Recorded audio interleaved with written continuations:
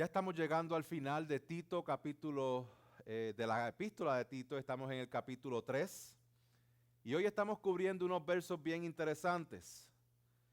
Si solamente damos lectura a estos versos como hicimos hace un rato, a lo mejor usted va a decir, ¿de qué va a predicar el pastor?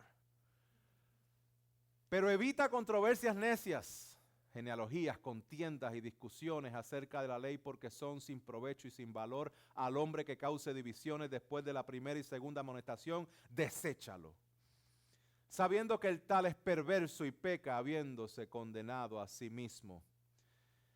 El pastor está a punto de soltar el látigo, de soltar el marrón, como decimos.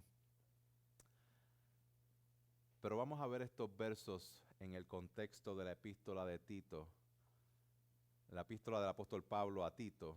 Y permítame leer unas cuantas citas para que vayamos entrando en la actitud correcta para entrar a estos versos.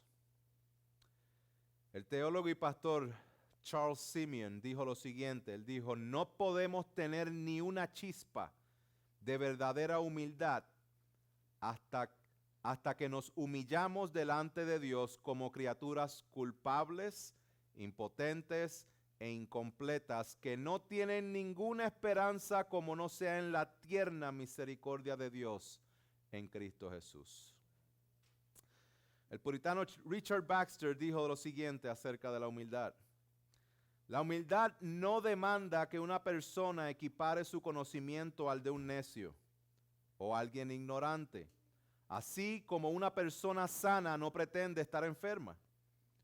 Cuando alguien sabio valora el conocimiento útil que Dios le ha dado por encima de toda gloria y vanidad del mundo, esto no constituye orgullo, sino una debida estimación de las cosas. Y un poquito más claro, el teólogo John Flavel lo dijo de esta forma. Él dijo: los que conocen a Dios serán humildes, y los que se conocen a sí mismos no podrían ser arrogantes. Es importante que entendamos estas palabras y en el contexto de la humildad nosotros entremos a estos versos que parecen ser unos versos bien fuertes y no solo parecen ser, lo son. Debemos entrar a ellos con mucha humildad. Debemos reconocer que el día de hoy, más que nunca, hay acceso a contiendas vanas, discusiones teológicas que te llevan a ningún lado, argumentos que son en círculos y después de un tiempo te encuentras mareado y sin ningún tipo de avance. Montones de conversaciones que no te permiten crecer en Cristo. Solamente entre a su social media, entre al YouTube, entre a cualquier sitio de esos y trate de buscar algún tema general con respecto a cómo llegar a Dios o la religión y usted va a encontrar 1,000,001 cosas diferentes y muchas de ellas, si no casi todas, no llevan a nada. El tema de hoy es evitando la falsedad, enfocando al Evangelio. Evitando la falsedad, enfocando al Evangelio. Vamos al verso 9. Vamos a parar ahí, pero. Cuando usted vea en las epístolas específicamente, cuando usted vea un pero, usted tiene que entender lo que venía antes, porque es una cláusula de conexión. Pero evita controversias necias. Okay, después dice genealogías, contiendas y discusiones acerca de la ley porque son sin provecho y sin valor. Pero nosotros vamos a los primeros versos del capítulo 3 y vamos al mensaje que predicó el hermano Daniel la semana pasada. Él nos trajo 4 recordatorios, esos versos del 1 al 8, antes de llegar al 9, versos 1 al 8 nos traen 4 recordatorios y el primero de esos recordatorios es que reflejemos a Cristo. ¿Ok? Reflejemos a Cristo, estamos llamados a reflejar a Cristo. Esto viene en el contexto de cómo usted y yo nos manejamos ante la sociedad. El capítulo 2 nos hablaba de cómo manejarnos dentro de la iglesia, el capítulo 3, cómo nos manejamos delante de la sociedad y la cultura. Primero, reflejemos a Cristo. El segundo recordatorio, recordemos lo que éramos antes. Que no se te olvide de dónde Dios te sacó. Que no se te olvide quién eres sin Cristo. ¿Qué más nos recuerda? Nos recordó del Evangelio. Versos 4 al 7, ya mismo vamos para allá, pero versos 4 al 7 nos recuerda al Evangelio. Tenemos que reflejar a Cristo, tenemos que recordar lo que éramos, pero tenemos que recordar todo el tiempo el Evangelio de Jesucristo. ¿Para qué? El último recordatorio de la semana pasada, para que nos esforcemos para buenas obras. Nos esforcemos para buenas obras. Tremenda cita que dijo el hermano Salomón hace un rato en la clase bíblica. Nosotros no somos salvos por las obras, sino que hacemos buenas obras porque somos salvos. Y esto es importante entenderlo y es lo que nos dijo el verso 8. Aquí nosotros vemos que Tito es el delegado apostólico de Pablo. Él es el representante apostólico de Pablo. ¿Dónde? En la isla de Creta. ¿Qué estaba pasando en la isla de Creta? Muchos falsos maestros enseñando falsas doctrinas. ¿Y qué le está diciendo aquí Pablo a Tito? Le está diciendo que no debe entrar en discusiones necias que no aportan absolutamente nada.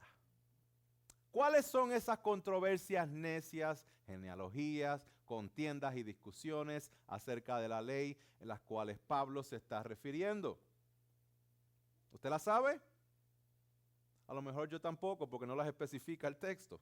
Sí podemos llegar a algunas conclusiones específicas con respecto al contexto, y es que cuando habla de controversias necias, son controversias que están carentes de sabiduría, de sentido común y de buen juicio.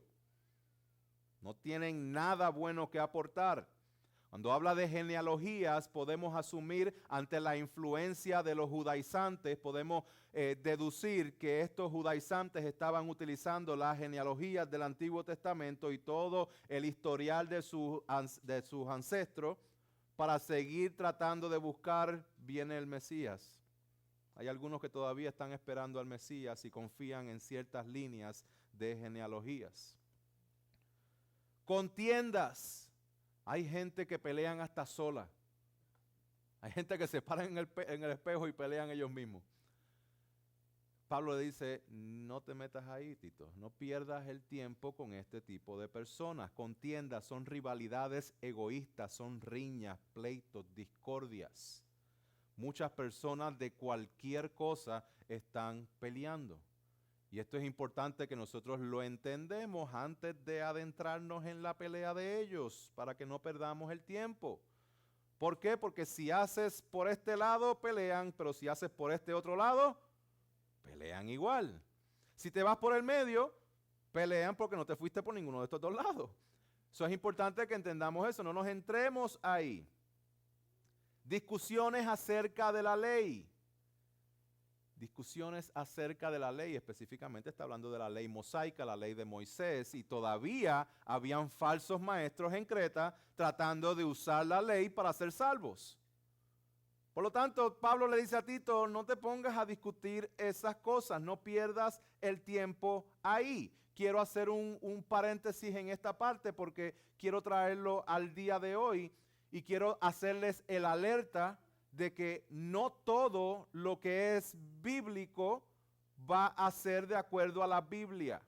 ¿Me explico? Hay muchas personas que tiran un texto al aire y dicen, eso es bíblico, mira, aquí está el texto.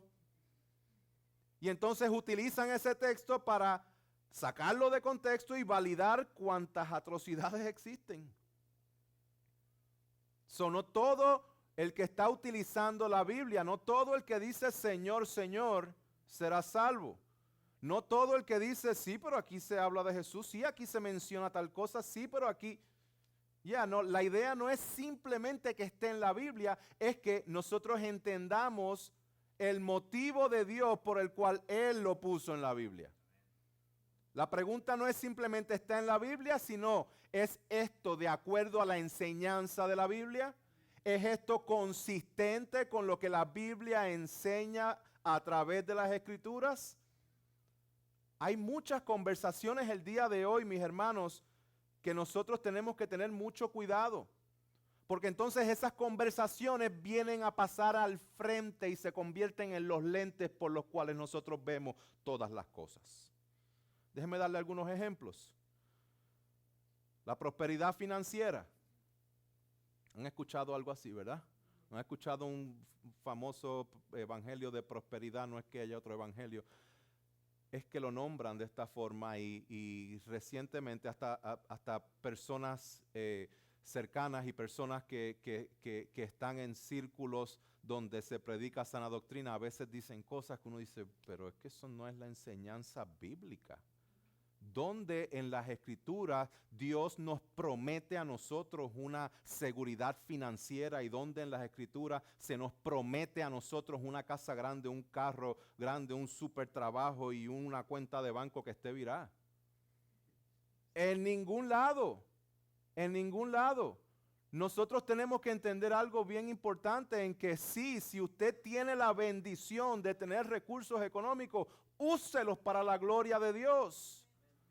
Si usted no los tiene, no simplemente desviva su vida y ese sea el propósito de su vida. Sí, sea diligente y trabaje fuerte, esfuércese.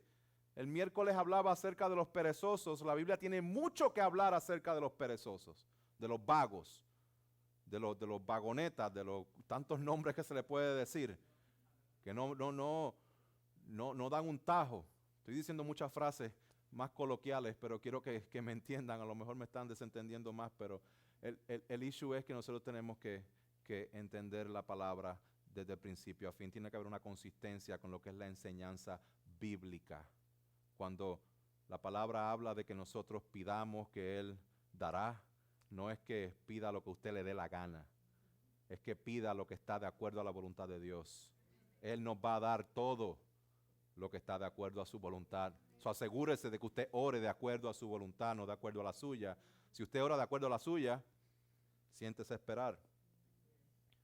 Número 2, la guerra espiritual. Hubo un movimiento de esto hace varias décadas específicos donde todo lo que ocurría era guerra espiritual. Todo lo que ocurría, la culpa era del diablo. Y entonces, ¿cuál es el problema con esto? Estas son discusiones que empezamos a hablar de ellas tanto y tanto y tanto y tanto y tanto que nosotros las ponemos aquí, se convierten en nuestros lentes al punto de que nosotros vemos el evangelio a través de los lentes de la guerra espiritual. Y de momento todo es guerra espiritual, todo es culpa del diablo y se nos olvida que Dios es soberano. Se nos olvida que el diablo tuvo que pedirle permiso a Dios para poder tocar a Job. Se nos olvida lo que la palabra enseña en su contexto completo. Satanás no está en control. Dios está en control. Otro tema, hermano, bien interesante y bíblico, pero cuidado donde lo ponemos. El fin de los tiempos.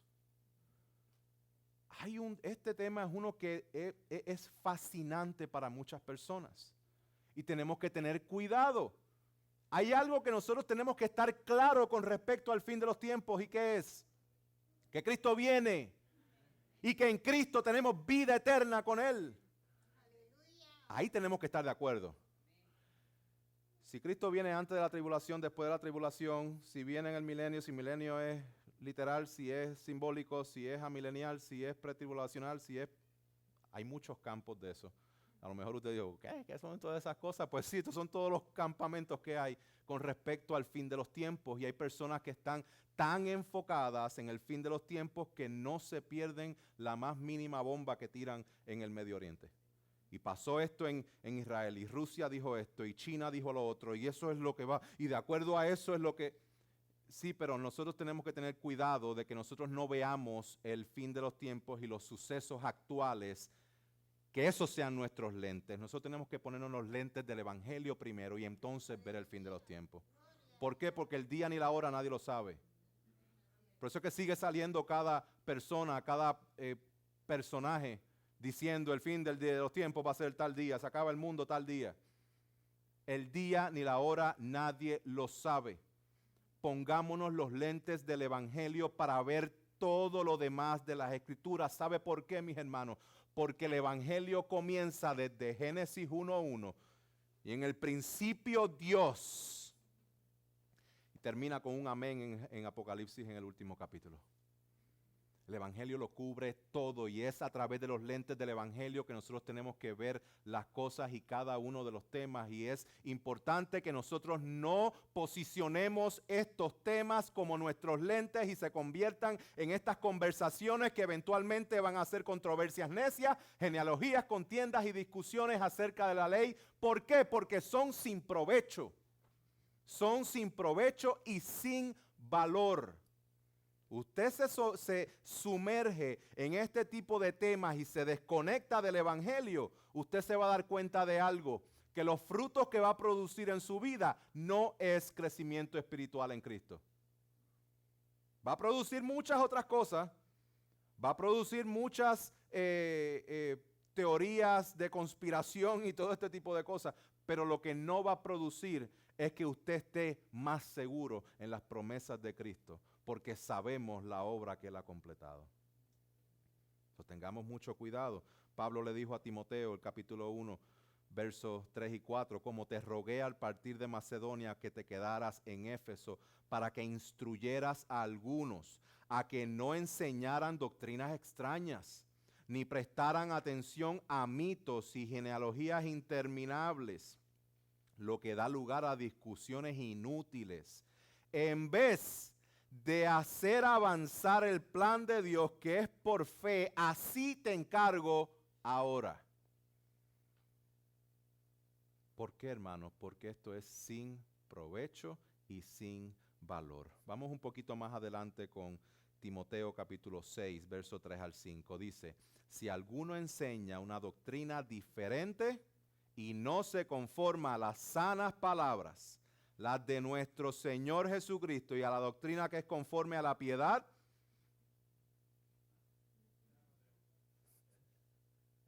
está envanecido y nada entiende, sino que tiene un interés morboso en discusiones y contiendas de palabra, de las cuales nacen, aquí están los frutos, envidias, pleitos, blasfemias, malas sospechas y constantes rencillas entre hombres de mente depravada que están privados de la verdad, que suponen que la piedad es un medio de ganancia. Aquellas agendas escondidas cada vez que el Evangelio es puesto a un lado. John Benton dijo lo siguiente: las preocupaciones y prédicas de los falsos maestros no llevan al carácter de Cristo y las buenas obras, sino al egoísmo, la división y la controversia. Hermanos, considere los frutos. Número 1, considere los frutos de los falsos maestros en sus propias vidas y en sus propios ministerios. Pero considere los frutos de cada vez que usted dedica tiempo en algo que no es centrado en el Evangelio. Evalúe los frutos en su propia vida. Cuando usted está perdiendo el tiempo en algo que es totalmente irrelevante al Evangelio de Jesucristo, y de momento usted se da cuenta que de alguna manera usted se siente más débil. De alguna manera empiezan a tener dudas, de alguna manera empiezas a tener pensamientos como los tenías antes, de alguna manera sientes que estás caminando hacia atrás en vez de hacia el frente. ¿Por qué? Porque nuestra mente se fue al lugar donde estamos aquí, en discusiones que son sin provecho. Pregunta que te hago específicamente: ¿cómo las rutinas que tú tienes en tu vida ayudan al crecimiento tuyo espiritual? Porque es bien fácil identificar a los falsos maestros de YouTube. Es bien fácil decir, si ese es un falso maestro, yo no lo escucho a él. Sí, pero en nuestra propia vida nosotros tenemos tantas áreas en las cuales perdemos el tiempo. Y a lo mejor no me está predicando un falso maestro de los muchos que hay hoy día, pero me está predicando, no sé, Netflix. O me está predicando el Facebook o Instagram, o me está predicando, you name it. Nosotros tenemos todos áreas que tenemos que entregarles y rendirnos al Señor. Por eso es que nosotros tenemos que evitar la falsedad, pero ¿cómo la evitamos? Enfocándonos en el Evangelio. Dice el verso 8, aquí voy a ir para atrás. Dice, pastor, yo pensé que estaba adelantando en el mensaje y ahora está yendo para atrás. Bueno, vamos a un verso antes.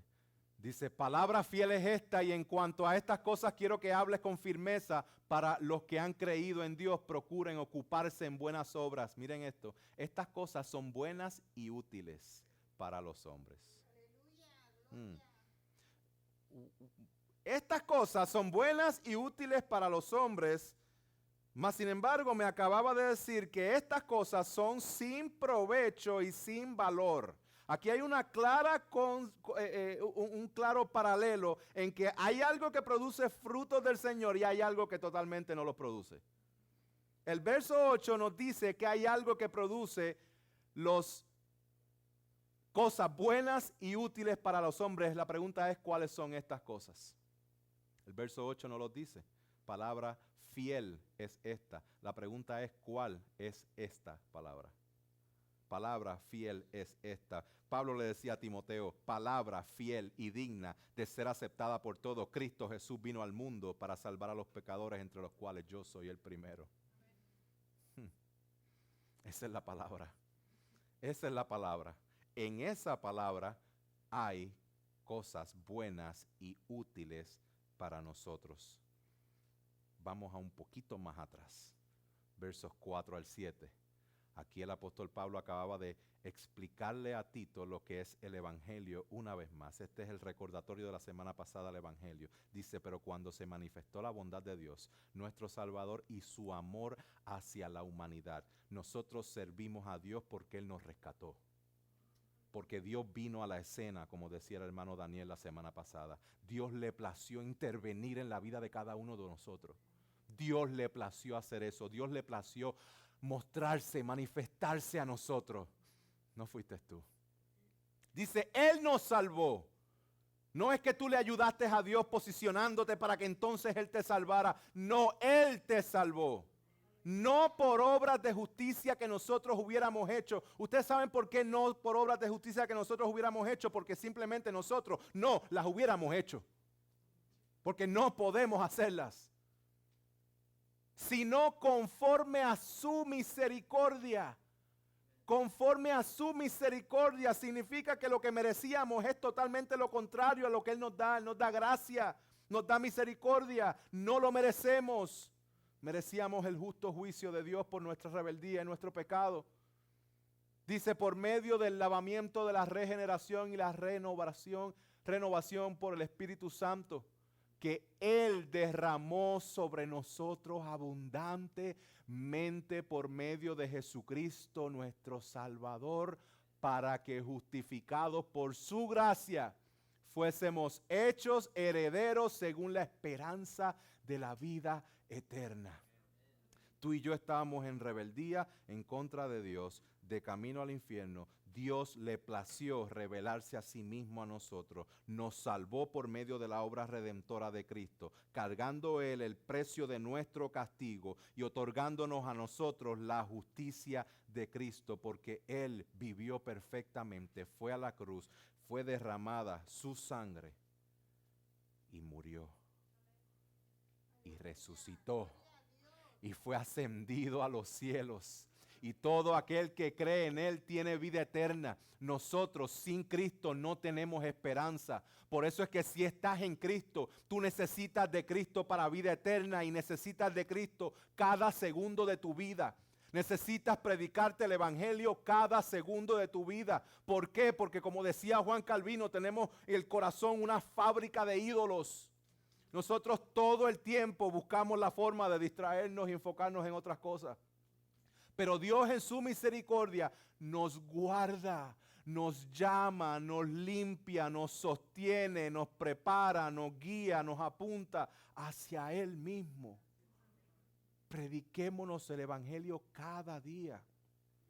Y si no estás en Cristo, este es el día para venir a Él. No esperes. Sin Cristo no hay salvación, sino que hay una horrenda expectación de juicio. Vengan al Señor en fe, considerando de que solamente en Cristo hay salvación. La oferta está ahora. Ven a Él. Esta es la palabra del Señor. Tenemos que desechar y evitar toda falsedad enfocándonos en el Evangelio. Vamos a brincar de nuevo al verso 10. Y aquí es la parte donde habla de desechar, desechando la falsedad, pero enfocando al evangelio. Dice, al hombre que cause divisiones después de la primera y segunda amonestación, deséchalo sabiendo que el tal es perverso y peca, y habiéndose condenado a sí mismo. ¿Dónde está el amor, pastor? ¿Cómo que desechar a alguien? No se supone que mostremos amor, eso no es amor. Bueno, eso hay que decírselo a Dios mismo, porque Dios fue el que escribió eso. Primero dice al hombre que cause divisiones. El hombre que cause divisiones es una sola palabra en el griego. Y esa palabra es airéticos. Airéticos, ahora la dije bien. Airéticos. ¿Por qué le digo la palabra? No para que él aprenda griego, sino porque de aquí hay una palabra que a lo mejor usted puede deducirla. Airéticos. De ahí es que sale la palabra heréticos. Herejía. De ahí es que sale la falsedad. Es una persona que intencionalmente causa divisiones, es una persona sectaria, es una persona herética. De ahí es que habla las herejías. Es una persona que causa divisiones, es un hereje. La sana doctrina, hermanos, siempre perseguirá la unidad. Escuche bien. En Cristo. Unidad en Cristo. Y brindará entendimiento, tolerancia y amor en todo lo demás. Voy a decir de nuevo. La sana doctrina siempre perseguirá la unidad en Cristo.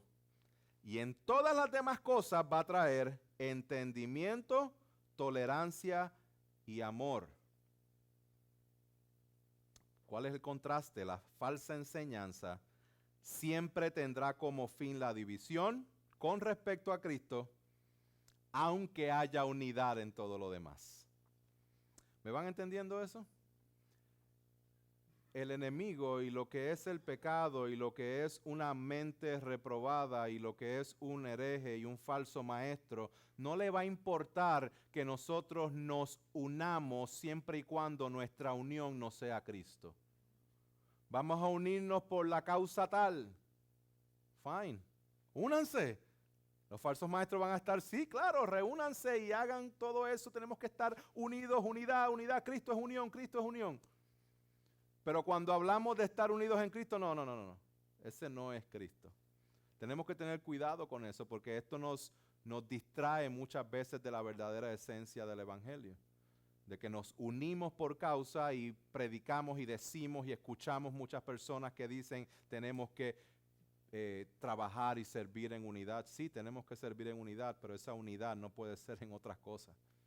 Lo que nos une a nosotros no es simplemente el idioma. Lo que nos une a nosotros no es que somos de un mismo lugar específicamente. Sí, eso puede ser un motivo de unidad, pero no debe ser la esencia de nuestra unidad, sino que tiene que ser Cristo. Cristo mismo. Mire cómo lo dice Pablo a los Efesios. Y él dio a algunos el ser apóstoles, a otros profetas, a otros evangelistas, a otros pastores y maestros, a fin de capacitar a los santos para la obra del ministerio, para la edificación del cuerpo de Cristo, hasta que todos lleguemos a la unidad de la fe y del conocimiento pleno del Hijo de Dios. Esto es lo que nos enseñaba el hermano hace un rato, de que nosotros venimos aquí a ser edificados para que sigamos creciendo en Cristo. Recordemos algo. Antes que vayamos al deséchalo, recordemos a quién es que Pablo está diciéndole a Tito que deseche. Falsos maestros. Si nosotros vamos de nuevo al capítulo 1, nosotros vamos a encontrar cosas específicas que describen a los falsos maestros. En el verso 10 del capítulo 1 describe las cualidades de estos falsos maestros. Dice que son rebeldes, habladores vanos y engañadores. El verso 11 dice el paso que se debía tomar con ellos. Dice, siléncialos. Luego dice el resultado de su enseñanza. ¿Cuál es el resultado de la enseñanza de los falsos maestros en Creta? Estaban dividiendo familias enteras. Y luego dice, ¿y cuáles son los motivos? Por ganancias deshonestas. Están enseñando cosas que no deben. ¿Cuál es la instrucción que da Pablo a Tito? Dice, repréndelos. Repréndelos. ¿Para qué? Para que sean sanos en la fe. Pero luego el verso 14 y 15 nos presenta la realidad que conecta con este verso. Dice, todas las cosas son puras para los puros, mas para los corrompidos e incrédulos nada es puro, sino que tanto su mente como su conciencia están corrompidas. Profesan conocer a Dios. Aquí están a los que están desechando. Profesan conocer a Dios, pero con sus hechos lo niegan, siendo abominables y desobedecientes e inútiles para cualquier buena obra, sin provecho y sin valor. Las personas que son desechadas son sin provecho y sin valor por la razón de que profesan conocer a Dios, pero con sus hechos lo niegan, porque no han sido purificados por el Señor. Dice, después de la primera y segunda amonestación, deséchalo. Por lo tanto, debemos entender lo siguiente, que el deséchalo es un proceso. No nos armemos rápidamente con las municiones de decir, falso maestro tú también, deséchalo también a él. ¿Y quién más? Deséchalo también a él. Hay mucho cuidado con eso. Mucho cuidado. Porque aquí vemos en el capítulo 1 que el propósito de reprender a aquellos que están mal es para que vengan a la fe. Para que sean sanos. No es para que usted suelte la guillotina. Tenga mucho cuidado.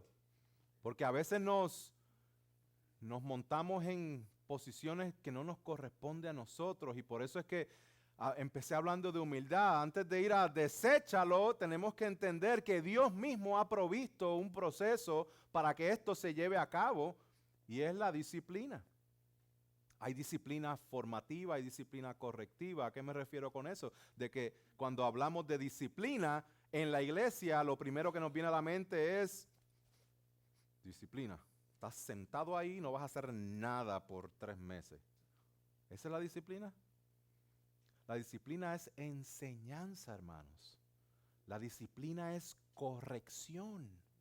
Si usted dice algo que no es de acuerdo a las Escrituras, o usted está manifestando un comportamiento que no es conforme a las Escrituras, el deber de nosotros es, en amor, hermanito, esto que está pasando, o esto que hiciste, o esto que dijiste, se sonó de esta forma, o se vio de esta forma, o estoy viendo esto en ti, y la palabra dice esto. Aquel que tiene el Espíritu de Dios va a recibir eso con gozo. Va a recibirlo con gozo, y aun cuando lo reciba con dolor, porque a veces la disciplina duele y molesta, esa persona va a recibir esas palabras y las va a llevar delante de Dios, y Dios, el Espíritu Santo, lo van a convencer a él de que estuvo mal. De eso es que se trata. ¿Usted sabe por qué? Porque todos ustedes van a fallar hoy, si no es que están fallando ahora mismo en su pensamiento. ¿Verdad? Todos nosotros vamos a seguir fallando. Y por eso es que tenemos que estar unos con otros lo suficientemente cerca para que podamos ver cuando alguien está viviendo de una forma contraria, para que en amor le digamos, hermanito, no te descarriles. Quédate aquí cerquita en el carril del Señor, porque tenemos tendencia a desviarnos. ¿Quién? Las ovejas. Tenemos tendencia a desviarnos, y por eso nos necesitamos. Nos necesitamos. Hebreos 12:5 dice, además habéis olvidado la exhortación que como a hijos se os dirige. Hijo mío, no tengas en poco la disciplina del Señor, ni te desanimes al ser reprendido por Él. Porque al Señor, al que ama, disciplina y azota a todo el que recibe por hijo. Proverbios 3:11, hijo mío, no rechaces la disciplina del Señor, ni aborrezcas su reprensión. Hermanos, cuando nosotros vamos al proceso que Dios ha establecido, tenemos la disciplina eclesiástica, la cual la gran mayoría de las iglesias hoy día no la llevan a cabo. ¿Por qué? Porque no han entendido lo que es la iglesia. Lo estamos enseñando ahora. ¿Quién es la iglesia?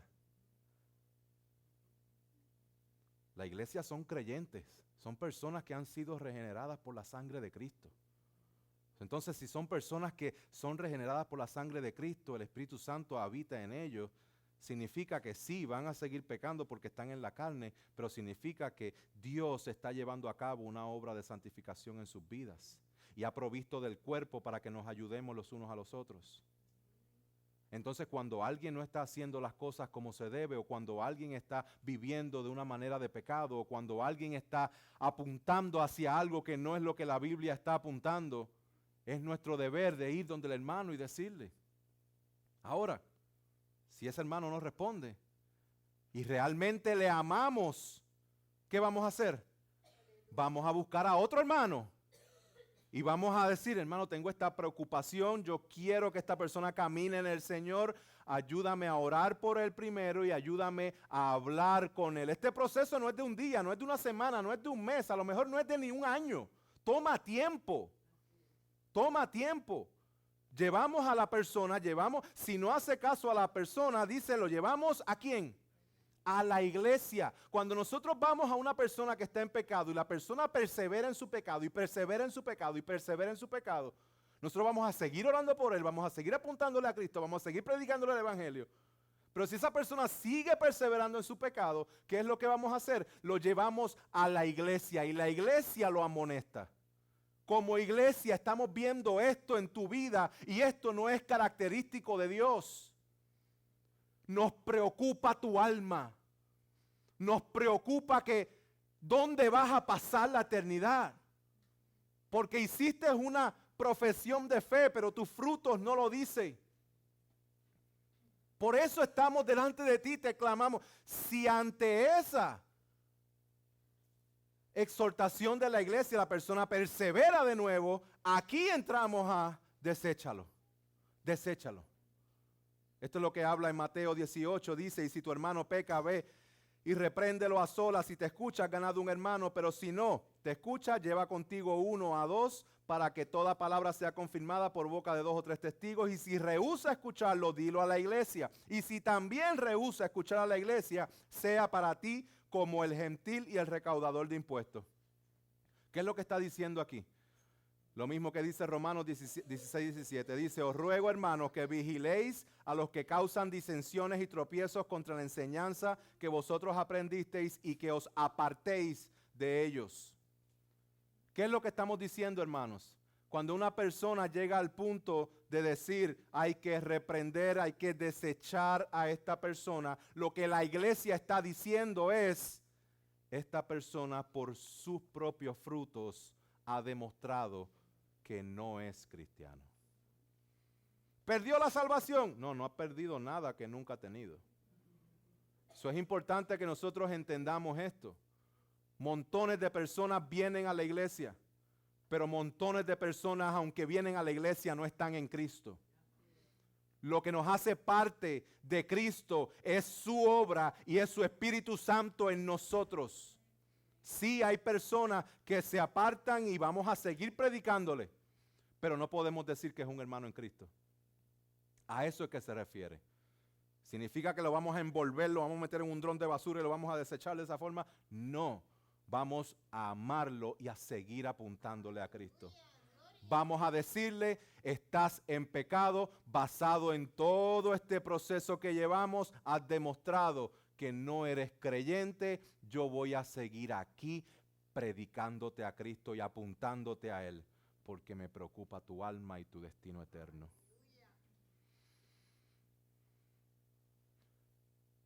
Verso 11 dice, sabiendo que el tal es perverso y peca, habiéndose condenado a sí mismo. Creo que ya expliqué eso. Al que es desechado es la persona que por sus propios hechos, por sus propios frutos, se condena a sí mismo. 1 Timoteo 5:20 dice, a los que continúan en pecados, repréndelos en presencia de todos para que los demás tengan temor de pecar. 1 de Juan 3:6-9 dice, todo el que permanece en él no peca. Todo el que peca ni le ha visto ni le ha conocido. Hijos míos, que nadie os engañe. El que practica la justicia es justo, así como él es justo, pero el que practica el pecado es del diablo, porque el diablo ha pecado desde el principio. El Hijo de Dios se manifestó con este propósito de destruir las obras del diablo. Ninguno que es nacido de Dios practica el pecado, porque la simiente de Dios permanece en él y él no puede pecar porque es nacido de Dios. Vamos a enfocarnos al Evangelio. Vamos a desechar la falsedad. Vamos a estar lo suficientemente cerca nosotros con el propósito de que crezcamos, pero vamos a mantener nuestros ojos en el Evangelio. El día que usted trate de disciplinar o enseñarle algo a alguien desde una postura de que usted está en un nivel más alto que esa persona, es el momento donde usted mismo tiene que arrepentirse de su arrogancia y arrepentirse de haber descuidado de que usted no merecía la salvación y Dios se la dio a usted. Eso es importante que mantengamos la forma, la actitud con la cual nosotros presentamos estas cosas. Hermanos, el estilo de vida de un creyente, estoy hablando del estilo de vida, no una decisión, no estoy hablando de un evento, no estoy hablando de algo que hiciste una vez, estoy hablando del estilo de vida, el estilo de vida. Algo que hacemos porque así somos en todo momento. El estilo de vida es uno de verdad. El estilo de vida de un creyente es uno de misericordia, de gracia, de paz, de santidad, de fe, de arrepentimiento. Esto es un estilo de vida. Arrepentimiento no es un día y ya entraste al... No, el arrepentimiento es todos los días. Tú eres salvo porque te arrepentiste y eres salvo porque te sigues arrepintiendo. Amor, esperanza, servicio, desprendimiento, generosidad, hospitalidad. Pablo lo dice mejor que yo 1000 veces. Él dice, mas el fruto del Espíritu es amor, gozo, paz, paciencia, benignidad, bondad, fidelidad, mansedumbre, dominio propio. Contra tales cosas no hay ley. Mientras vivamos, hermanos, siempre estaremos en el proceso de la santificación. Por lo tanto, tenemos que ser humildes en cómo nos instruimos y nos ayudamos los unos con los otros. Recuerde, los seguidores de Cristo ya no son pendencieros, no estamos buscando pleitos, sino que reflejamos un estilo de vida humilde y anclado en el Evangelio. Quiero darle algunos puntos específicos y prácticos de cómo enfocarnos al Evangelio siendo humildes considerando estas palabras de Pablo. Y es la primera, estos son una serie de recomendaciones del hermano Jeff Dodge. Y él dijo lo siguiente, enfoquémonos primero en lo que Pablo dijo en Filipenses 2:3. Y él dice, nada hagáis por egoísmo o por vanagloria, sino que con actitud humilde cada uno de vosotros considere al otro como más importante que a sí mismo. Aquí está la clave. Considera a tu hermano más importante que a ti mismo. Eso suena a un buen retrato de Cristo.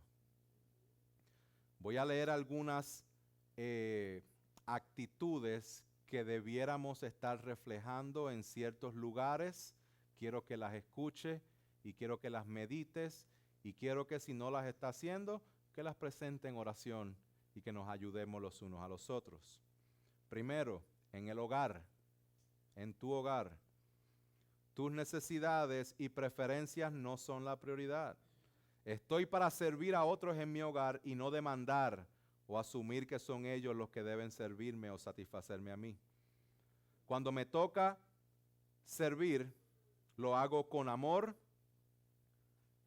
poniendo el interés de otros primero. Cuando me toca seguir, lo hago con un buen espíritu o de buena gana. En la iglesia, mis contribuciones no tienen que ser reconocidas todo el tiempo. Y mis ideas no tienen que ser aceptadas todo el tiempo. Tengo más gozo cuando las necesidades de otros son cubiertas. Cuando voy al servicio no voy para juzgarlo, sino entendiendo que soy un gran pecador que reconoce que no es digno de adorar a Dios, pero que Dios le ha placido que yo pueda adorarle. Tengo un oído y un corazón dispuesto a recibir corrección. Evalúe.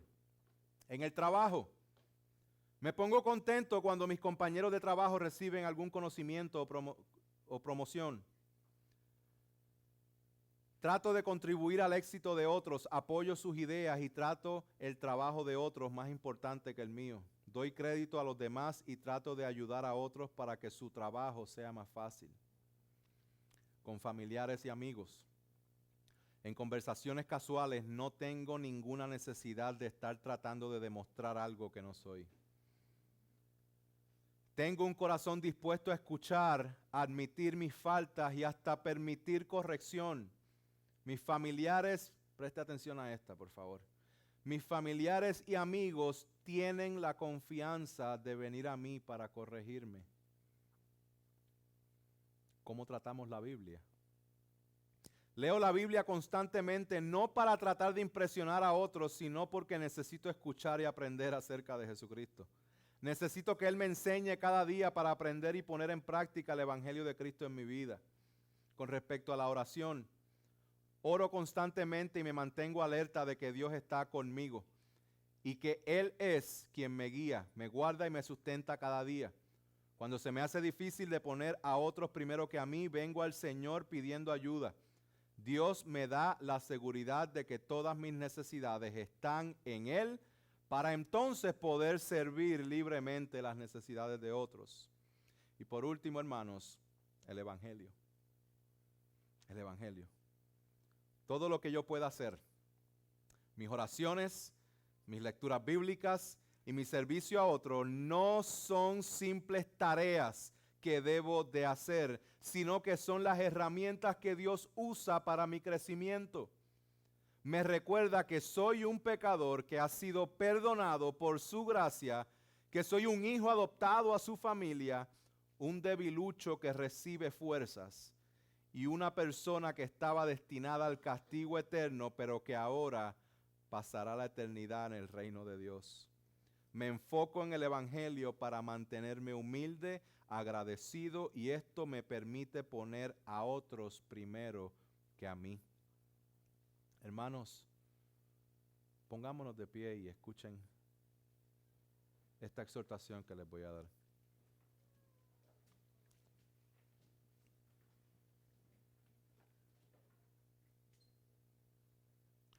Vamos a evitar las controversias necias. Vamos a desechar la falsedad. Pero escuche esto, vamos a enfocarnos en el Evangelio con un sentido de urgencia. ¿Por qué les digo esto, hermanos? Porque a veces nosotros tenemos la agenda llena. Pero aunque tenemos la agenda llena, cuando hay una emergencia o cuando hay algo con sentido de urgencia, la agenda no importa. ¿Usted ha experimentado esto? Yo sé que el hermano Roberto lo ha experimentado. Tenemos un plan, pero de momento pasa algo que te dañó todos los planes. Y ahora la prioridad es otra. ¿Qué tal si nosotros viéramos el Evangelio de esta forma? ¿Qué tal si nosotros empezamos a ver cómo manejamos el tiempo y cómo manejamos nuestra agenda y cómo manejamos nuestro pensamiento y nuestras palabras y las cosas que decimos y que hacemos? ¿Y qué tal si ponemos el Evangelio en urgencia? Entendiendo que nuestros ojos tienen que estar en Cristo. Entendiendo que vamos a ser atacados por diestra y siniestra. Entendiendo que las cosas a lo mejor no se van a poner más fáciles. Y es importantísimo que nuestros ojos estén completamente conectados a lo que Cristo completó, porque es en Él que nosotros tenemos vida. Y es interesante en la forma en que nosotros nos descarriamos tantas veces, en que lo primero que hacemos es quitar nuestros ojos del Señor. Esa historia de Pedro quitando los ojos del Señor, caminando sobre las aguas, no está ahí para decir, mira Pedro, qué clase de falto de fe. No, está para decir que así eres tú y así soy yo. No quite los ojos del Señor. Urgencia en el Evangelio. Filipenses 2, 5 al 11 dice, haya pues en vosotros esta actitud que hubo también en Cristo Jesús, el cual aunque existía en forma de Dios, no consideró el ser igual a Dios como algo a que aferrarse, sino que se despojó a sí mismo, tomando forma de siervo, haciéndose semejante a los hombres, y hallándose en forma de hombre se humilló a sí mismo, haciéndose obediente hasta la muerte y muerte de cruz.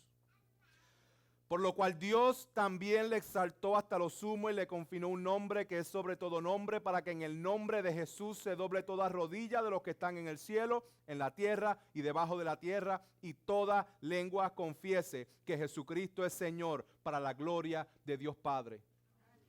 ¿Por qué hay un sentido de urgencia en el Evangelio, hermanos? Porque toda rodilla se doblará. Pastor Kevin DeYoung dijo: la pregunta no es si doblaremos rodilla ante Cristo. Eso va a suceder. La pregunta es si lo haremos como un enemigo derrotado cuando sea demasiado tarde, o si lo haremos ahora pidiendo humildemente misericordia. Vengamos a Él pidiendo misericordia, pidiendo perdón, reconociendo que solo en Él hay salvación. Oramos. Padre Santo y bueno, gracias por este tiempo, gracias por tu palabra. Te pido que nos convenzas de nuestro pecado, que nos dirijas y nos apuntes a ti, Jesús, que podamos vivir, Señor, para darte gloria de una manera humilde, rendida a ti, y que podamos proyectar quién tú eres en nuestro hogar, en la iglesia, en nuestra comunidad, y que hagamos todo para tu gloria en el nombre poderoso de Jesús. Amén.